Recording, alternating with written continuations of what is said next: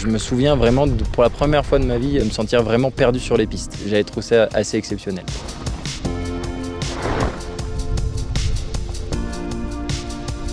La Sache, tout d'abord, c'est la plus longue piste noire de Tignes. On part du sommet de l'Aiguë-Percée pour arriver quasiment jusqu'aux Bréviaires. On arrive juste au-dessus des Brévières. C'est une piste qui est ultra changeante, on va dire. On peut arriver sur des parties très très raides, comme sur des parties facilement plates. Une piste qui nous sort du domaine, et ça, c'est un peu rare quand même sur Tignes. Donc ça en fait une piste assez mythique, surtout qu'on est surplombé tout le long de la descente par le dôme de la Sache, justement. L'Aiguë-Percée, c'est un peu un emblème de Tignes, en face de la Grande Motte. C'est une source déjà d'images.